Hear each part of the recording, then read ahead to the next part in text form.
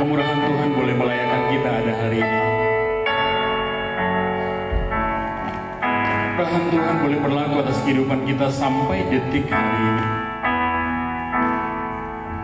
Bukan hebatnya kita menjalani hari-hari kehidupan kita, tapi satu hal, kalau kita boleh berada di hati, saya mau berkata itu adalah ketusan dari Tuhan. Kasih yang tulus yang Dia beri dalam hidup kita, anugerah kemurahan Tuhan yang besar dalam hidup ini. Sebagai orang yang percaya kepada Tuhan, tidak ada lain yang kita mau kerjakan hari ini selain mau bilang terima kasih kepada Tuhan oleh karena kemurahan Tuhan yang besar.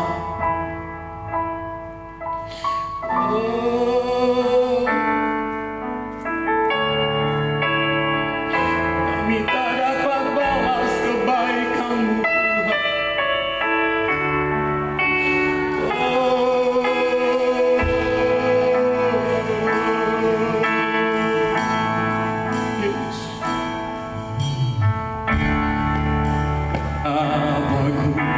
membalas kasih.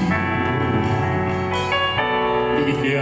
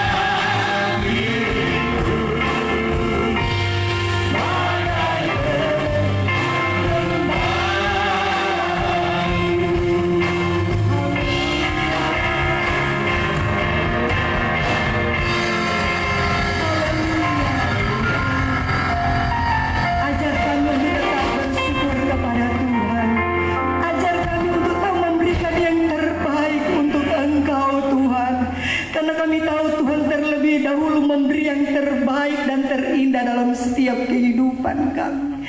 Itu sebabnya pada pagi hari ini tiada kata yang paling indah selain ucapan syukur dan terima kasih kami kepada Tuhan. Karena Engkau Allah yang sungguh baik, Engkau Allah yang dahsyat, Engkau Allah yang luar biasa dalam hidup kami. Sungguh Tuhan, kami tidak bisa membalas segala kebajikan-Mu, kemurahan-Mu dalam hidup kami. Tetapi satu perkara hidup kami yang ada ini, tubuh, jiwa, dan roh kami selalu rindu persembahkan untuk menyenangkan akan hati Tuhan. Terima kasih untuk kebaikan Tuhan. Terima kasih untuk kasih setia-Mu di sepanjang minggu ini. Sehingga pada pagi hari ini kesempatan yang indah Engkau beri lagi bagi kami. Kami kembali ada di dalam Ka'bah-Mu. Begitu pula umat-umat Tuhan di rumah mereka masing-masing. Kami ingin mempersembahkan hidup ini untuk menyenangkan akan hati-Mu Tuhan. Ambil alih pekerjaan pada pagi hari ini.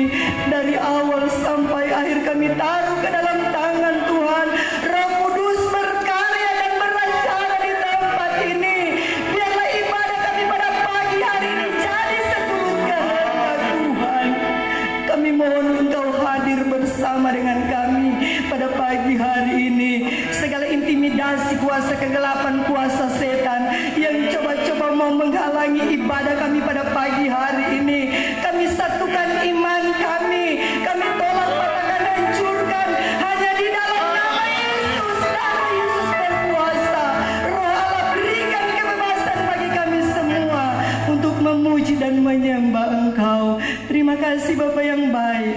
Kami siap memuji menyembah Engkau. Kami dasarkan ibadah kami pada pagi hari ini di dalam satu nama yang indah, nama yang ajaib, dalam nama Tuhan Yesus Kristus. Haleluya.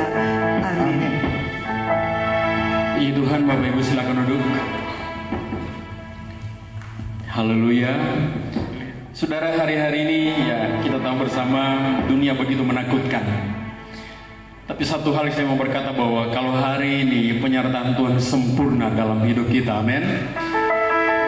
Dengan kesehatan yang Tuhan beri dalam hidup kita, mari pergunakan semuanya untuk hormat, pujian, penyembahan kita yang terbaik hanya bagi Tuhan.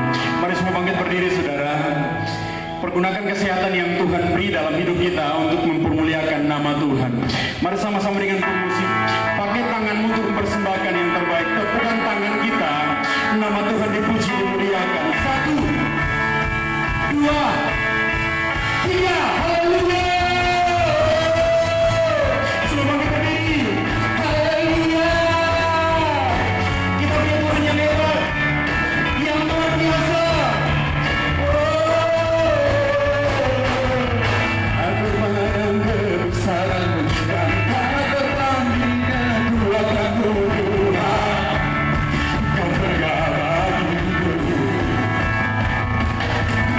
segala jiwa dan pengharapan, aku serahkan ku rencana-Mu Tuhan. Kau Raja atas seluruh, hanya Dia yang layak, hanya Kau yang layak tinggi, hanya Dia yang layak, sebab Dia ajaib.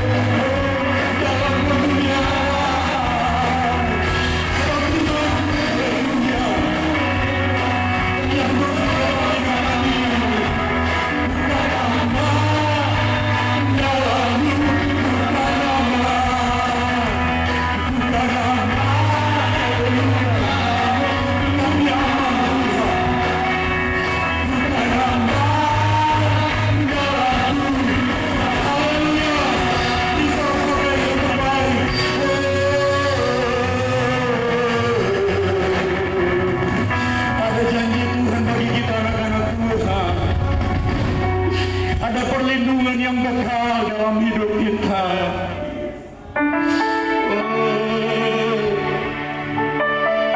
Kami bersyukur kepada-Mu Tuhan. Haleluya.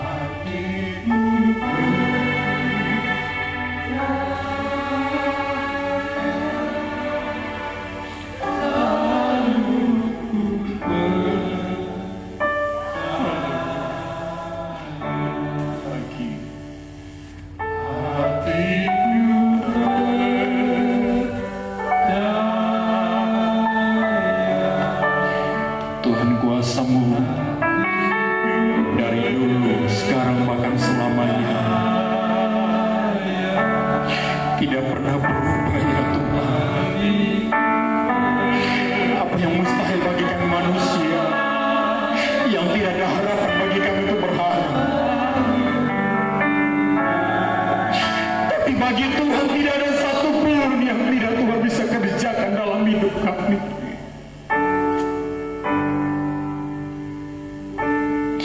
Kami bersyukur ya Tuhan.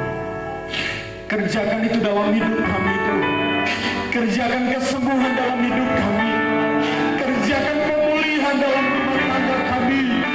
Kerjakan pemulihan dalam pelayanan kami. Kerjakan pemulihan dalam hidup kami pribadi kami. Kerjakan Tuhan. Kerjakan pemulihan buat negara bangsa kami Tuhan. Kerjakan lawati ya Tuhan. Haleluya. Yes. Hidup kami diatur oleh kebenaran firman-Mu ya Tuhan. Dikendalikan oleh kuasa firman-Mu Tuhan. Panduan kami, teladan kami lewat firman-Mu ya Tuhan. Hari ini kami berkata Tuhan, kami butuh firman yang berkuasa itu. Kami butuh firman yang berkuasa itu. Kami butuh kuasa firman itu dalam hidup kami. Kami percaya yang lemah kami dikuatkan ya Tuhan. Kuasa firman-Mu yang sakit disembuhkan dengan kuasa firman-Mu dalam nama Yesus. Berbicaralah Engkau lewat hamba-Mu. Pakai hamba-Mu sekehendak hati-Mu. Terima kasih Bapa yang baik. Setiap pujian penyembahan kami sudah naik kepada-Mu.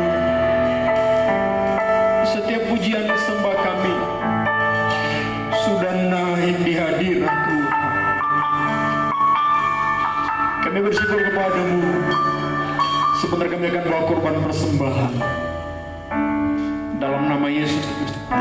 Haleluya. Amin. Puji Tuhan, silakan duduk Bapak Ibu.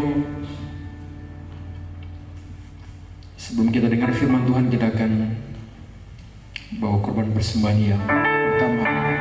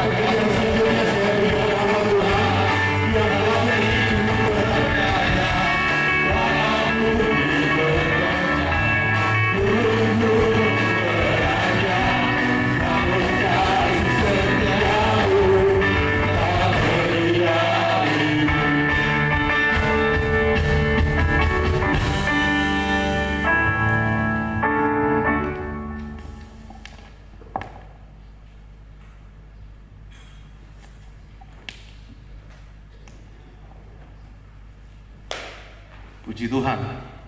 Haleluya. Haleluya. Bisa kita lambaikan tangan kita untuk Tuhan. Yang ada di rumah juga yang sedang mengikuti live streaming, hari ini adalah hari sukacita bagi kita ya. Kalau kita masih sehat, kuat, kita bisa beribadah walaupun di tempat yang terpisah, yang biasanya kita bersama-sama, namun di saat-saat ini ada maunya Tuhan, supaya setiap kita pribadi rumah tangga belajar membangun mesbah masing-masing di rumah. Haleluya. Bisa katakan amin? Puji Tuhan, salam sejahtera dalam kasih Tuhan Yesus Kristus, dan salam bahagia bagi kita sekalian. Di situasi apapun Tuhan mengajar kita untuk selalu berbahagia. Bisa katakan amin? Selalu hidup dalam sukacita Tuhan. Puji Tuhan, kita sudah memuji menyembah Tuhan, dan kita meyakini setiap pujian yang kita persembahkan kepada Tuhan itu adalah pujian yang terbaik. Ya, kita tidak boleh memberi yang tidak baik, tapi pujian yang terbaik yang akan naik sampai ke hadirat Tuhan, yang akan membuat Tuhan memberkati kita. Haleluya. Mari saya mengajak kita buka Alkitab kita, saudara-saudara, dalam surat Efesus pasal yang kelima. Saya jemput kita berdiri semua, seberapa yang ada di dalam Ka'bah Tuhan dan yang ada di rumah. Mari saya mengajak kita berdiri semua untuk menghormati Tuhan di dalam pembacaan firman-Nya. Efesus pasal yang kelima, kita baca ayat 15 sampai ayat yang ke-17. Tidak terlalu panjang ayat ini. Saya mengajak kita membaca secara bersama-sama. Kita akan membaca dalam hitungan mundur 3, 2, 1, dan kita baca secara bersama-sama ayat ini, baik kita seberapa yang ada di rumah Tuhan maupun yang ada di rumah. Yang sudah dapat dan setuju katakan amin. Puji Tuhan. Efesus pasal 5 ayat 15 sampai ayat yang ke-17. 3, 2, 1. Karena itu, perhatikanlah dengan saksama bagaimana kamu hidup. Janganlah seperti orang bebal, tetapi seperti orang arif. Dan pergunakan waktu yang ada, karena hari-hari ini adalah jahat. Ayat 17. Sebab itu janganlah kamu bodoh, tetapi usahakanlah supaya kamu mengerti kehendak Tuhan. Bisa katakan amin firman Tuhan? Silakan duduk. Saudara, dari ayat bacaan ini saya memberi judul khotbah saya pagi hari ini, yaitu gereja yang cerdas. Bisa katakan amin? Gereja yang cerdas. Saudara, saya sudah banyak kali berbicara tentang tema gereja. Ya, gereja itu dalam konteks keimanan Kristen ada 3 yang selalu saya sampaikan. Yang pertama adalah gereja itu berbicara secara menyeluruh, secara universal, ya. Komunitas umat Tuhan yang ada di seluruh dunia ini, itu dikatakan gereja. Yang kedua, gereja itu menunjuk kepada komunitas di tingkat jemaat. Jemaat El Shaddai Banggai dibilang gereja. Dan yang ketiga, saudara, gereja itu menunjuk kepada perseorangan pribadi secara individu. Paulus berkata, tubuhmu adalah bait Allah. Hidup kita ini adalah gereja. Nah, saudara-saudara, yang saya katakan gereja yang cerdas. Nah, kalau kita bicara soal cerdas, ini menunjuk kepada sebuah pengertian, yaitu yang paling sederhana adalah memiliki pengetahuan yang mumpuni atau yang baik, pengetahuan yang mumpuni, yang lebih dari orang lain di dalam banyak hal. Saudara-saudaraku yang kekasih dalam Tuhan Yesus Kristus, di dalam konteks ini, saudara-saudara, saya mau katakan kepada kita sekalian, bicara soal kecerdasan. Kecerdasan yang dimaksudkan dalam ayat-ayat ini yang saya katakan, firman Allah berkata, jangan kamu bodoh. bertolak dari situ. Jangan kamu bodoh, tetapi kamu harus menjadi orang arif. Ya. Jadi yang diinginkan Tuhan dalam kehidupan kita ini, saudara, ada dua kecerdasan yang saya ingin katakan kepada saudara. Yang pertama adalah kecerdasan secara umum atau secara intelijensi, secara kemampuan otak. Seorang bisa jadi cerdas kalau dia suka belajar, dia sekolah dengan baik. Ya, sekolah saya tidak perlu ajarkan kepada saudara sekolah yang bagaimana. Sampai setinggi langit menuntut ilmu, bisa menjadi orang cerdas secara intelektual, secara sekularitas, secara umum. Manusia bisa jadi pintar, bisa jadi cerdas dalam segala hal, melebihi dari kemampuan orang-orang lain. Dan yang kedua, saudara, kecerdasan yang kedua dalam konteks ini, kalau saya melihat, yang paling utama adalah kecerdasan secara rohani, ya saudara. Kecerdasan yang kedua ini adalah kecerdasan secara spiritual, di mana keimanan kita, di mana rohani kita memiliki pengetahuan yang lebih tentang Tuhan, bukan cuma sekedar jadi orang Kristen. Bisa katakan amin? Kalau cuma sekedar jadi orang Kristen, ya semua bisa.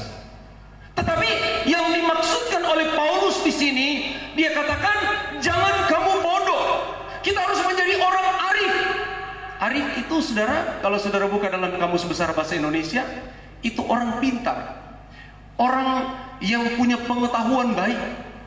Ya. Jadi yang Paulus katakan di sini, saudara-saudara, kecerdasan dua sisi ini harus menjadi milik bagian kita. Kecerdasan secara intelektual, intelijensi, kemampuan kita berpikir secara duniawi, secara sekularitas perlu kita miliki juga. Ya, walaupun orang sekolah mungkin tidak semua sama.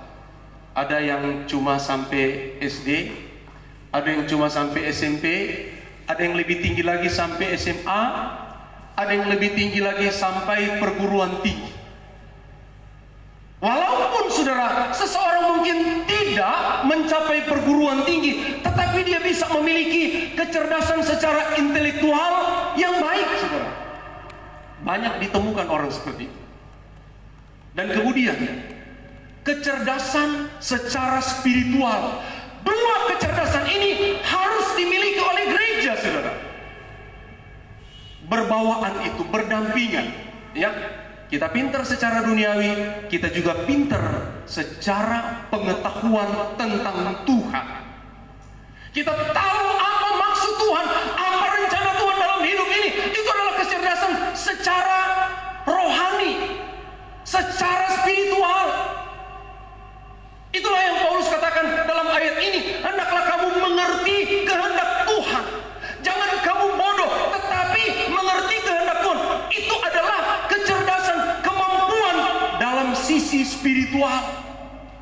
Kita mengerti firman Allah. Oleh sebab itu, saudara, setiap jemaat dianjurkan datang di gereja, diajarkan tentang firman Tuhan, diajarkan tentang Tuhan, diajarkan bagaimana cara hidup yang benar menurut maunya Tuhan.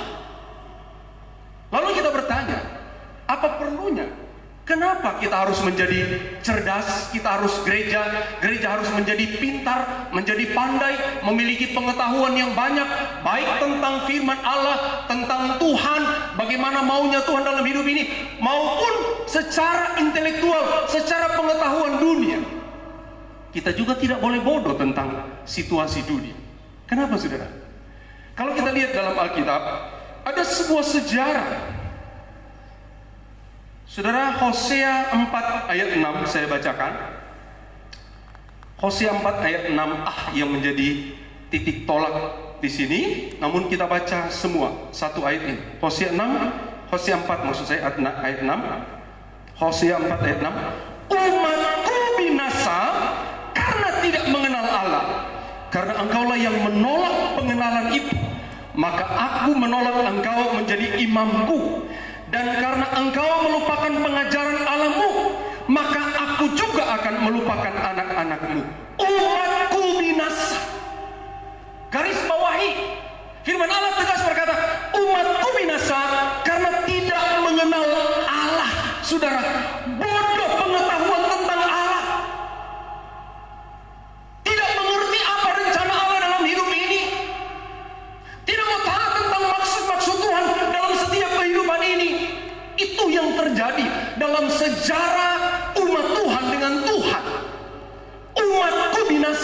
karena tidak mengenal Allah. Tidak mau tahu tentang Tuhan. Mereka hidup seenaknya, hidup semaunya. Kalau saudara buka dalam Bilangan pasal 16, di sana dicatat dengan jelas sebuah peristiwa yang firman Allah katakan menjadi peringatan. Saudara, Bilangan pasal 16, saudara, saya akan bacakan saja ayat 32 dan 33 dulu, saudara.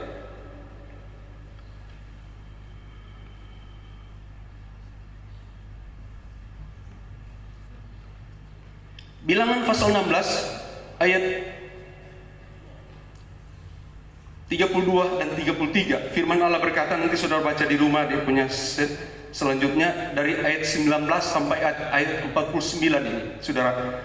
Dan bumi membuka mulutnya dan menelan mereka dengan seisi rumahnya dan dengan semua orang yang ada pada Korah dan dengan segala harta milik mereka. Demikianlah mereka dengan semua orang yang ada pada mereka turun hidup-hidup ke dunia orang mati. Dan bumi menutupi mereka sehingga mereka binasa dari tengah-tengah jemaah. Saudara, ini yang pertama. Korah sebagai umat Tuhan yang dipakai oleh Tuhan. Bani Korah adalah keturunan Lewi yang dipakai Tuhan untuk melayani di bait Allah. Tetapi mereka tidak mengerti kehendak Tuhan.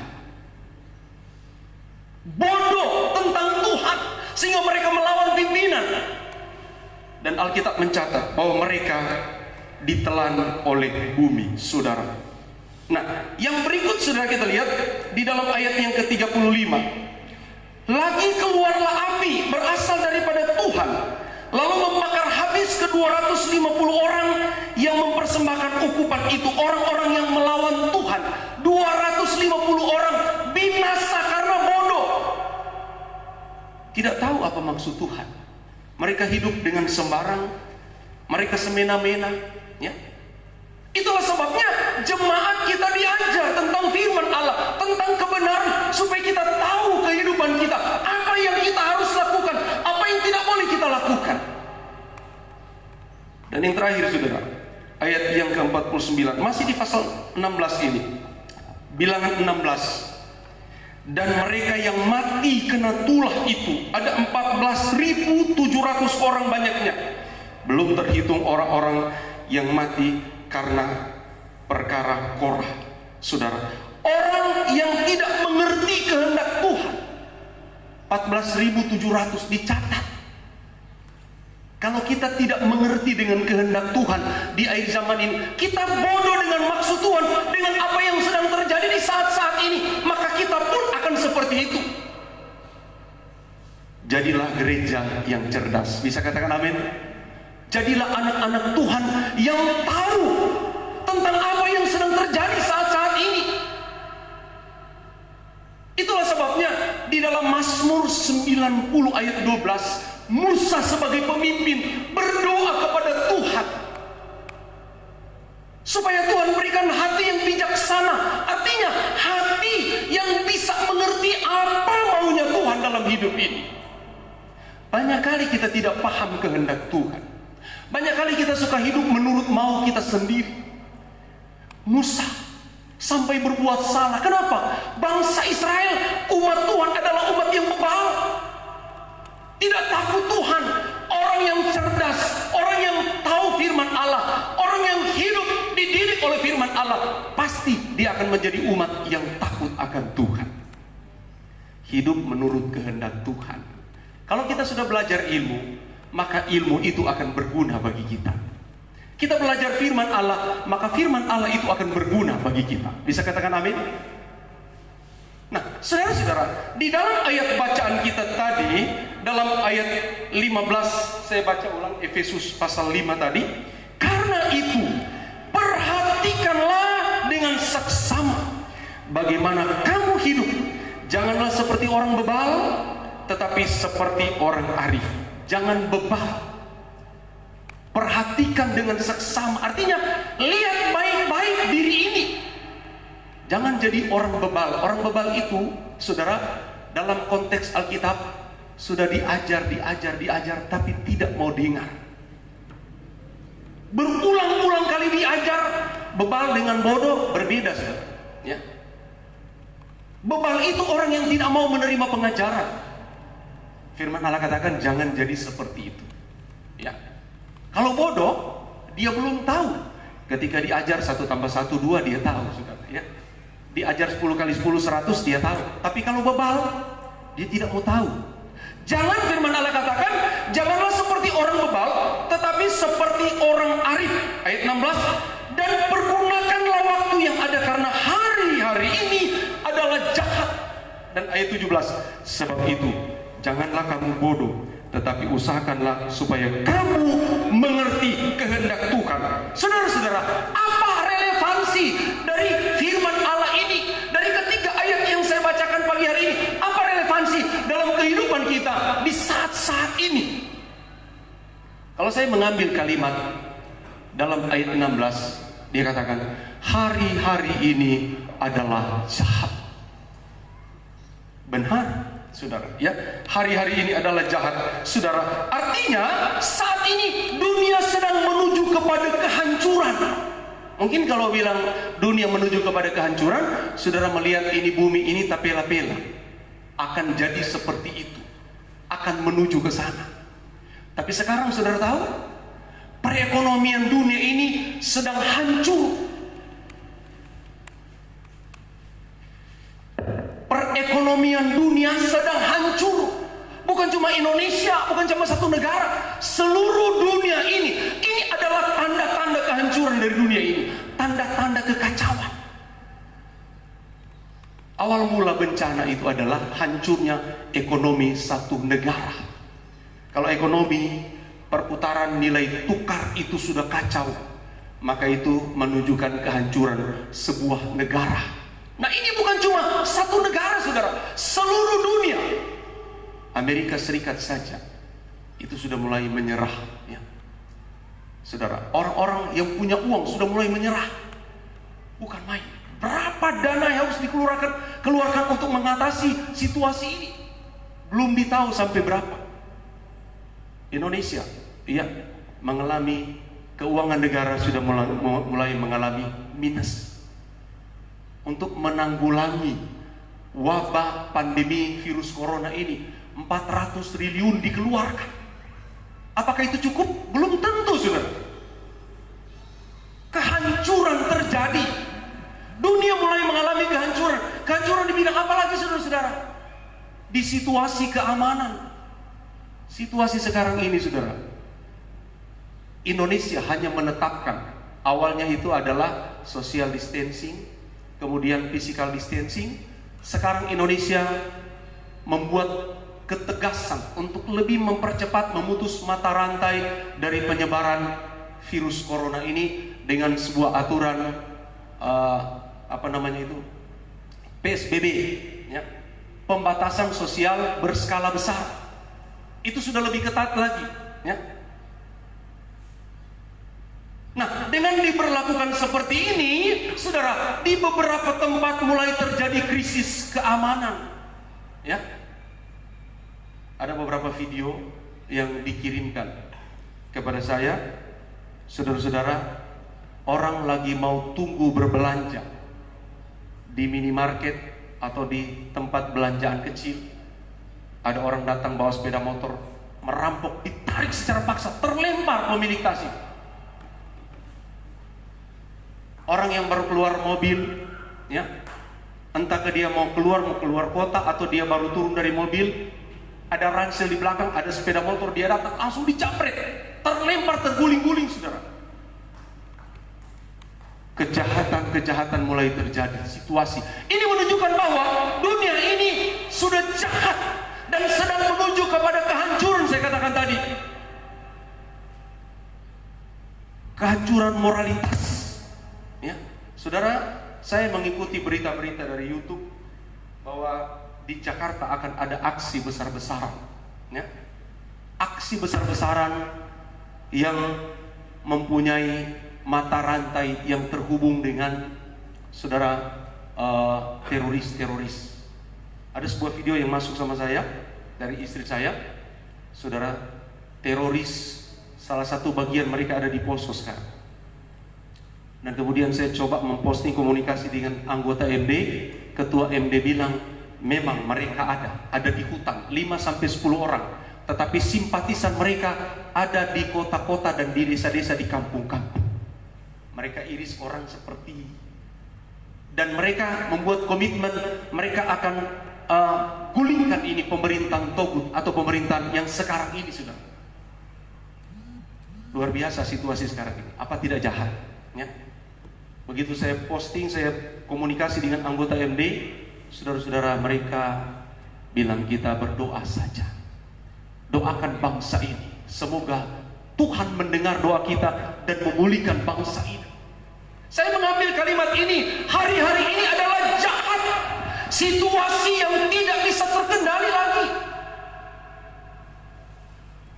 Saudara-saudara, kehidupan kita sebagai orang percaya di situasi seperti ini, sebagai gereja Tuhan yang merindukan keselamatan yang permanen, yaitu menuju kepada kerajaan sorga. Firman Allah katakan, jangan kamu bodoh, tetapi kamu harus mengerti kehendak Tuhan. Kita harus belajar baik-baik, menangkap melalui kecerdasan spiritual yang kita miliki dari firman Allah yang kita dengarkan. Dengan Roh Kudus yang ada dalam hidup kita, kita akan melihat apa yang Tuhan akan kerjakan di dunia ini. Saya mau katakan kepada saudara bahwa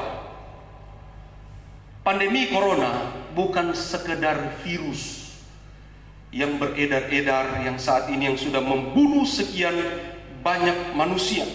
Tetapi saya mau katakan sekali lagi, saya sudah ulang-ulang berkata mengkaitkan ini dengan firman Allah. Ini adalah bagian dari nubuatan, di mana meterai-meterai itu sedang dibuka, ya. Dan dunia ini akan dilanda dengan begitu banyak kejadian. Salah satunya, coba kita lihat Wahyu pasal 6 ayat 8. Kita coba kembali menelusuri ayat ini, saudara.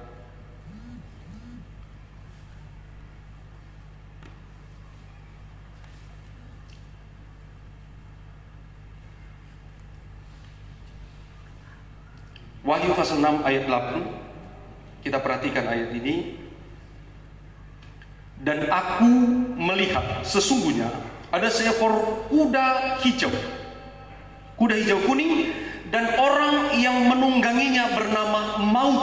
Saudara garis bawahi, orang yang menungganginya bernama Maut, dan kerajaan maut mengikutinya. Dan kepada mereka diberikan kuasa atas seperempat bumi, seperempat dari bumi untuk dibunuh dengan mata pedang, dengan kelaparan, dan dengan sampar, dan dengan binatang-binatang buas yang di bumi. Saudara perhatikan, ada 4 pembunuhan, ada 4 indikasi. Dikatakan pertama dengan mata pedang, saudara. Pembunuhan yang terjadi, membunuh dengan pedang. Yang kedua dengan kelaparan. Kalau saudara bicara soal pembunuhan dengan pedang, ini sudah terjadi di mana-mana. Orang tidak segan-segan memarang orang, membunuh orang dengan barang tajam, ya. Kelaparan sudah terjadi di mana-mana, ya. Apalagi saat ini, saudara, di beberapa negara yang menerapkan aturan lockdown itu lebih parah, ya. Ada banyak orang, rakyat kecil yang menderita kelaparan, tidak makan, saudara. Dan saudara, dikatakan membunuh dengan pedang dan dengan kelaparan dan sampar. Ini sedang terjadi saat-saat ini. Wabah-wabah terjadi di mana-mana. Dan kemudian yang berikut, dengan binatang-binatang buas yang di bumi ini. Saudara, kalau saudara mungkin berpikir binatang buas, saudara cuma melihat dia adalah binatang yang besar sekali dan jahat. Atau binatang yang paling buas di bumi ini, Raja Rimba adalah singa. Mungkin saudara berpikir ada begitu banyak singa yang akan datang untuk membunuh orang.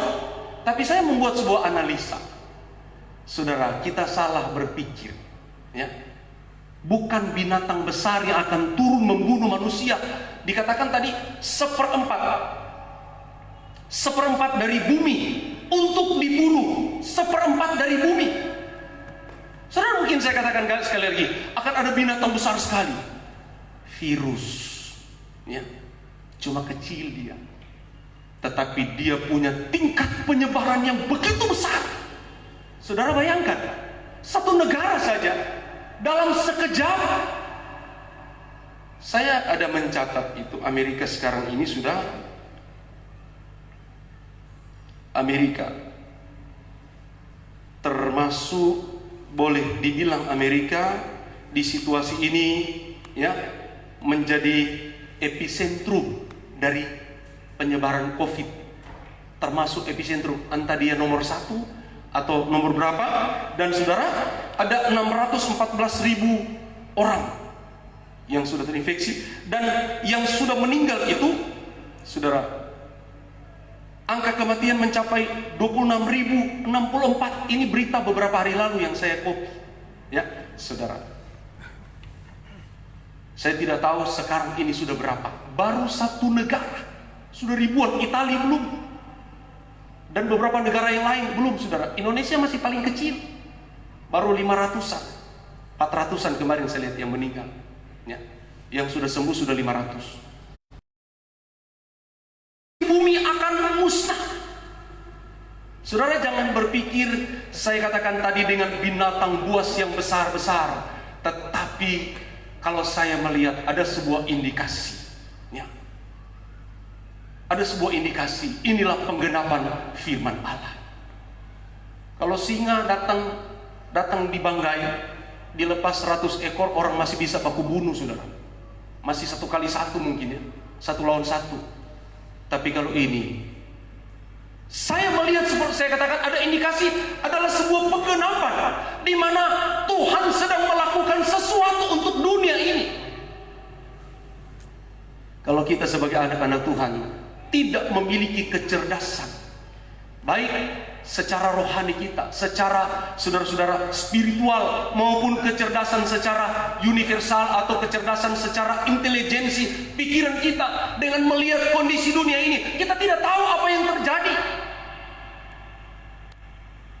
Tapi saya mau katakan kepada saudara, firman Allah sedang digenapi saat-saat ini. Oleh sebab itu, sekali lagi saya mau katakan kepada saudara, sebagai anak-anak Tuhan, sebagai orang percaya, mari kita mau jadi gereja yang cerdas. Saya tidak perlu mengatakan gereja yang cerdas harus seluruh dunia orang Kristen menjadi pintar. Yang saya mau soroti adalah kehidupan jemaat lokal di tempat ini, kehidupan pribadi kita masing-masing yang mendengarkan firman Allah. Saya tidak perlu urus yang lain, tetapi yang saya mau urus sebagai hamba Tuhan, saya mau sampaikan kebenaran, saya mau sampaikan firman Allah, supaya kita mengerti apa maksud Tuhan dari kejadian-kejadian yang terjadi saat-saat ini. Dan saya mau katakan, kedatangan Tuhan itu sudah sangat dekat. Kalau penggenapan firman Allah itu semakin tajam, berarti kedatangan Tuhan itu sudah dekat. Dan saya percaya, kalau kita mau jadi gereja yang pandai, gereja yang cerdas, gereja yang selalu belajar dan terus berusaha untuk mengerti apa maunya Tuhan, menjadi gereja yang mau taat dan setia kepada apa yang Tuhan firmankan, saudara. Kita mau jadi gereja yang tunduk kepada otoritas Tuhan, yang juga tunduk dan taat kepada pemerintah. Saya percaya Tuhan akan meluputkan kita dari semua bencana ini. Karena apa? Kita mau diorbitkan oleh Tuhan untuk menjadi saksi bagi orang lain, bagi dunia ini. Sementara waktu-waktu ini yang saya katakan adalah anugerah bagi kita. Tetapi kita mau manfaatkan kesempatan ini. Kita mau introspeksi diri. Paulus berkata kepada orang-orang Efesus, ya, dia katakan, perhatikanlah dengan saksama. Lihat baik-baik, bukan lihat kepada orang lain, tapi lihat kepada diri sendiri. Bagaimana kamu harus hidup. Jangan seperti orang bebal, tetapi seperti orang arif. Jangan jadi buta dengan pengetahuan-pengetahuan surgawi. Jangan masa bodoh dengan pengetahuan-pengetahuan firman Allah. Tetapi kita mau belajar. Saat inilah kita mau belajar. Karena apa? Tujuan Tuhan memanggil kita kita, saudara dan saya, adalah untuk kerajaan sorga yang tinggal kekal untuk selama-lamanya. Bukan di dunia ini, tetapi di sorga. Saya tidak mau masuk neraka, dan saya tidak mau juga mati konyol dengan kondisi ini.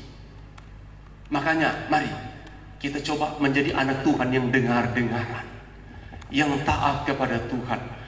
Kalau saya katakan sekali lagi, orang yang cerdas pasti dia akan melakukan ilmu itu dalam hidup ini. Orang yang cerdas sebagai kecerdasan spiritual, pasti dia akan melakukan setiap firman Allah dan taat kepada firman Allah. Kita punya pengetahuan, pemerintah mengajar kita di situasi ini. Ya, pemerintah sudah berusaha untuk menuntun kita supaya terluput dari hal yang tidak diinginkan. Tapi masih banyak orang yang bandel, saudara. Ya. Bergerombol di sana sini tanpa ada kepentingan. Ya. Makanya di Facebook itu banyak sekali orang bikin Facebook lelucon. Ya. Keluar ke sana kamari, pikirannya cuma cari apa? Cari barang yang tidak ada manfaat. Apalagi kalau ke sana kamari cuma pergi basuh supo, sudah. Saya tertarik dengan seorang, menurut berita dia itu adalah bupati. Dia bilang tinggal di rumah itu lebih bagus. Kalau saudara buka handphone, banyak bahasa yang tertulis di rumah lebih baik. Di televisi juga di rumah lebih baik. Ya, satu sisi positif. Kenapa? Di situasi seperti ini, kita ada orang-orang yang suka keluar rumah, tidak ada kebersamaan dengan keluarga. Saat inilah kita membangun kebersamaan dengan keluarga. Ya.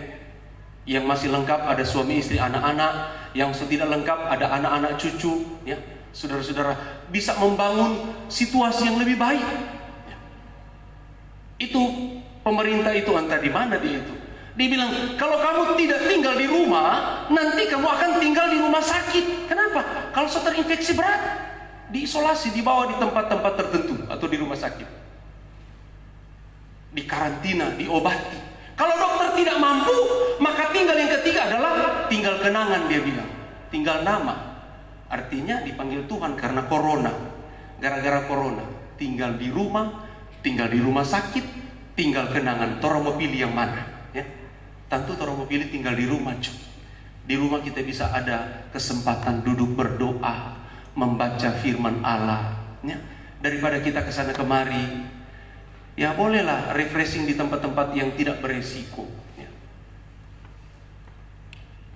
Apa yang dikatakan oleh pemerintah untuk kebaikan bersama, kita patuhi, kita lakukan itu. Walaupun saudara melihat di sana sini ada orang yang tidak taat, tapi jangan ikut itu. Kita sebagai gereja yang cerdas, kita harus menjadi gereja yang taat. Taat kepada Tuhan, taat kepada pemerintah dunia. Karena pemerintah dunia itu adalah wakil Allah. Dia selalu berencana yang baik untuk masyarakat, untuk kita semua. Dan saya percaya, saudara, ketika kita menjadi orang-orang yang punya pengetahuan yang baik, secara spiritual, secara intelektual, saya yakin kita akan menjadi umat yang disayang oleh Tuhan. Bukan binasa karena bodoh. Saudara-saudara, seperti yang saya bacakan tadi di kitab Bilangan, ya, bangsa Israel, mereka binasa karena tidak tahu maksud Tuhan.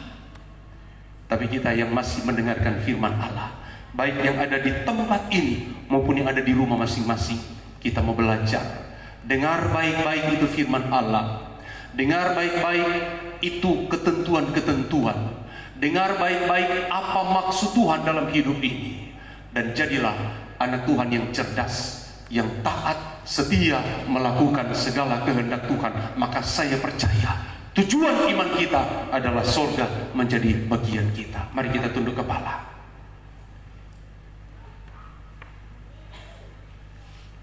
Haleluya, Yesus.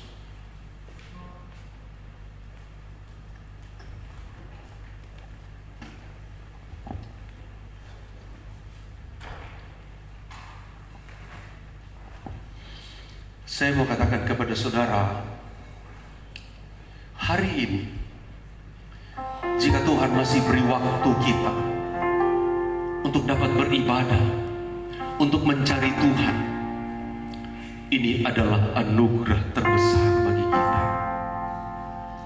Itulah sebabnya saya mau katakan kepada saudara-saudara baik ada di tempat ini, yang ada di rumah, kita mau introspeksi kehidupan kita, koreksi diri kita, periksa dan lihat kita sudah sejauh mana kita mengerti tentang Tuhan dalam hidup ini. Kalau di saat-saat ini kita masih banyak bermasa bodoh, waktu-waktu yang baik yang Tuhan berikan, kesempatan-kesempatan yang indah yang Tuhan berikan kepada kita untuk mencari Tuhan, tetapi kita tidak manfaatkan dengan baik. Hari-hari ini adalah hari-hari di mana gereja sedang diuji kemurnian imannya. Saat-saat ini adalah saat-saat yang saya katakan masa-masa seleksi, masa-masa penampihan, di mana Tuhan sedang memilih gandum yang berkualitas untuk dibawa ke lumbungnya Tuhan, yaitu kerajaan sorga yang tinggal kekal selama-lamanya. Di situasi yang mencekam saat ini, kita tidak bisa lari kemana-mana. Kita tidak bisa lari kepada siapa. Kita tidak bisa berlindung kepada siapa-siapa selain kita mau datang berlindung kepada Tuhan, datang merendahkan diri di hadapan hadirat Tuhan. Mungkin secara intelijensi kita pintar, secara kemampuan otak kita, tetapi hati spiritual kita mungkin masih bodoh, belum mampu menjangkau kehendak Tuhan, kemauan Tuhan dalam hidup ini. Mari saat-saat ini, kesempatan yang baik yang Tuhan masih berikan, sekalipun engkau hanya bisa ada di rumah saat ini mengikuti siaran ibadah kita pagi hari ini, tapi saya percaya jika engkau sungguh-sungguh mau katakan aku membutuhkan engkau Tuhan, maka saya percaya Tuhan akan menjangkau engkau dan akan membuat engkau diubahkan sehingga engkau paham engkau adalah anak-anak Tuhan yang dipersiapkan oleh Tuhan untuk memasuki kerajaan kekal, yaitu sorga samawi. Kita tidak bisa berbuat apa-apa di saat-saat ini.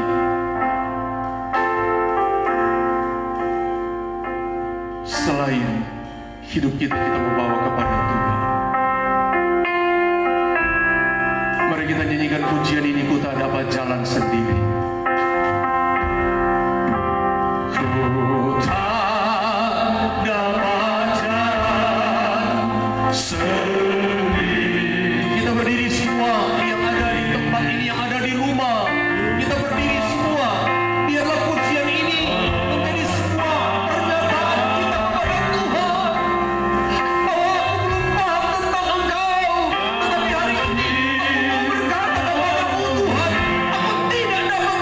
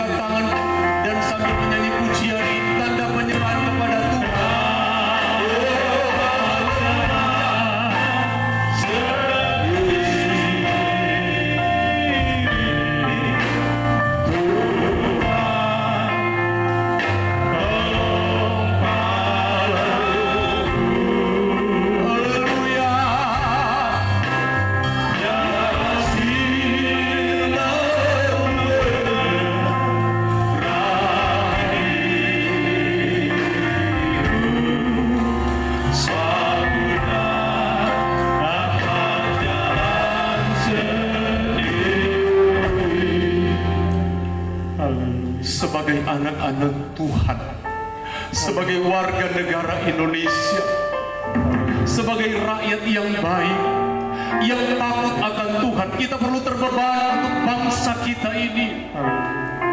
Kita doakan pemerintah kita doakan seluruh rakyat Indonesia. Ada begitu banyak yang saat ini sedang menjerit karena sakit, karena serangan virus corona. Mereka ada di tempat-tempat isolasi. Kita mohon agar supaya belas kasihan Tuhan turun buat bangsa kami ini.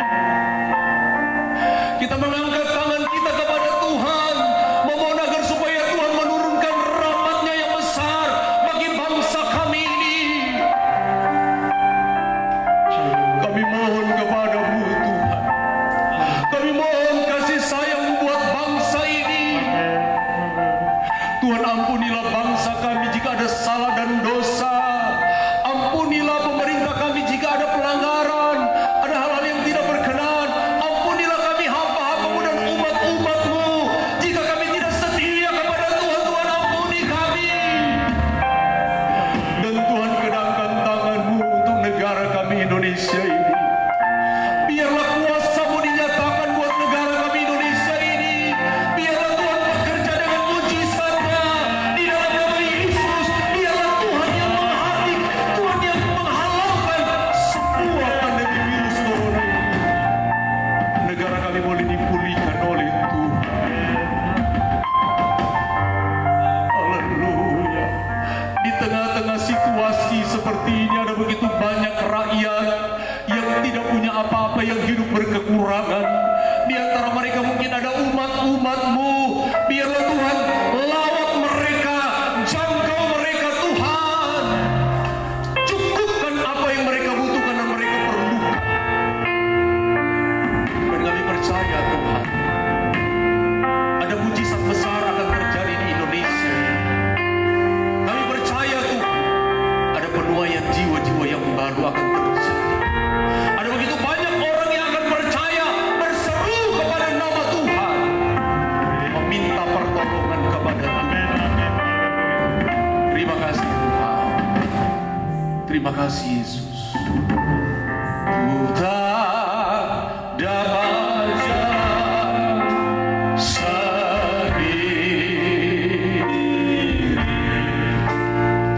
Saya mengundang Ibu Mega tampil ke depan berdoa. Yesus, di atas bina-Mu berakhir.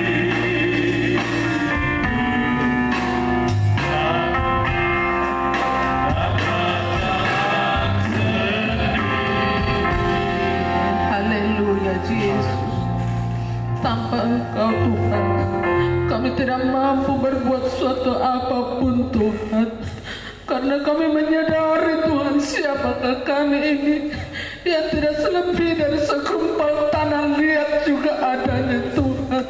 Tetapi kami boleh mengucap syukur Tuhan, kami punya Allah yang maha kuasa yang telah menebus kami, memberi kemampuan buat kami Tuhan untuk berdiri di dalam hadirat-Mu Tuhan, mendapatkan kekuatan baru Tuhan lewat kebenaran firman-Mu yang telah Kau sampaikan kami pada hari ini Tuhan. Beri hikmat akal budi buat kami Tuhan, untuk kami senantiasa melakukan segala kehendak-Mu, khususnya di hari-hari yang terakhir ini ya Tuhan.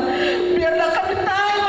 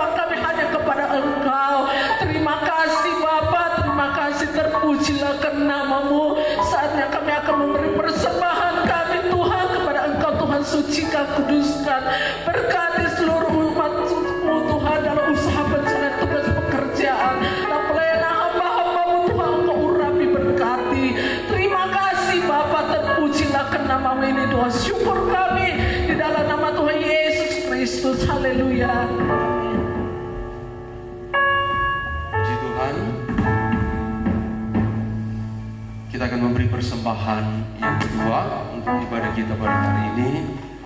Mari kita nyanyikan satu pujian.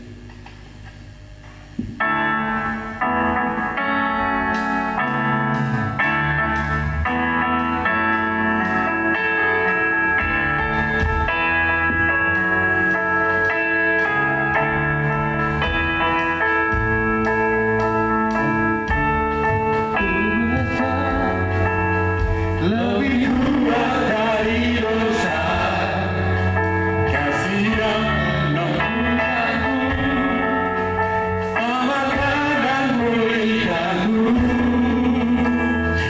tunaikan syukurku, akan berhenti meninggikan namamu selalu, menari memuliakanmu, dibebaskan, dibangkitkan.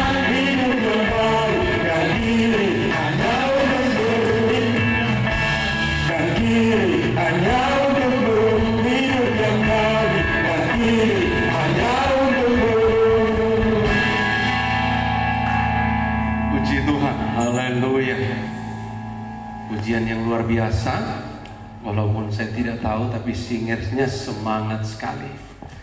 Tuhan memberkati segala persembahan umat Tuhan, persembahan pertama, persembahan kedua, dan persembahan atau persepuluhan. Dan seperti biasa, jemaat-jemaat yang ada di rumah dapat melakukan yang sama, mengisi di sampul, baik korban persembahan yang pertama, kedua, pembangunan, dan persepuluhan, dan bawah di pastori, dan kemudian akan didoakan. Tuhan Yesus memberkati ibadah kita hari ini, dan kegiatan kita sampai minggu depan masih seperti ini. Kita ibadah online, live streaming, sambil menunggu keputusan pemerintah yang selanjutnya. Baru diberlakukan pembatasan sosial berskala besar, dan saya belum dapat info ini berapa lama waktunya. Kita berdoa saja. Saya percaya segala sesuatu ada masanya, ya. Ada masa seperti ini, ada masa Tuhan melakukan perbuatan-perbuatan besar dalam kehidupan kita. Puji Tuhan, Tuhan memberkati kita semua dalam ibadah pagi hari ini, baik yang ada di dalam Kaaba Tuhan, yang ada di rumah masing-masing, bahkan mungkin yang dari jauh-jauh di Pulau Jawa yang mengikuti ini, semua kami diberkati oleh Tuhan. Kita akan akhiri ibadah kita pagi hari ini. Untuk itu mari saya jemput kita berdiri semua, kita lakukan satu pujian kepada Tuhan, dan Ibu Gembala akan menutup ibadah raya kita pagi hari ini di dalam doa penutup dan berkat. Aku percaya Tuhanku aja, Kau Tuhan memulihkanku. Aku percaya Tuhanku kuasa, Kau Tuhan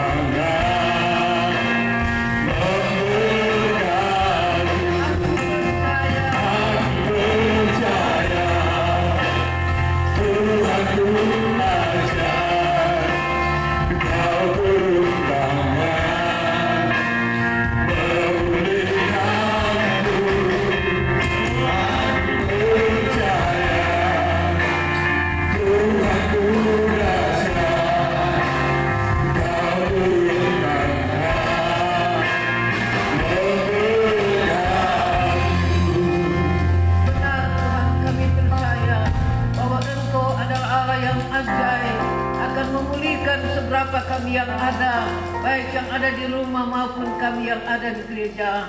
Bahkan Tuhan akan memberkati kami semua sesuai dengan janji firman-Mu.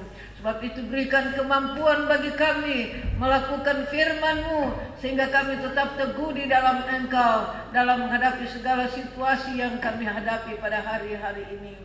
Kau sudah pimpin acara ibadah dari awal sampai akhir. Berkati mereka yang sudah bertugas, yang memimpin pujian, para singers, pemain musik yang memberitakan firman-Mu. Kami semua yang hadir, yang ada di tempat ini, di rumah masing-masing, tidak ada yang terkecuali. Semua diberkati oleh Tuhan. Setiap persembahan yang sudah diberi, kembalikan berkat berlipat ganda dalam usaha umat-Mu, kecil maupun besar. Curahkanlah berkat-Mu, itulah berkat Abraham, Ishak dan Yakub, mengalir bagaikan sungai yang tidak henti-hentinya. Dan berkat itu mereka tetap mengucap syukur kepadamu. Terpuji nama-Mu Bapa. Kami berdoa bagi mereka yang saat-saat ini umat Tuhan, hamba-hamba Tuhan di mana saja berada, yang sedang terbaring dengan virus ini. Biarlah Tuhan datang dengan belas kasihan-Mu. Jamah mereka Tuhan di dalam nama Yesus. Mereka boleh dipulihkan sehingga mereka boleh bersyukur kepadamu.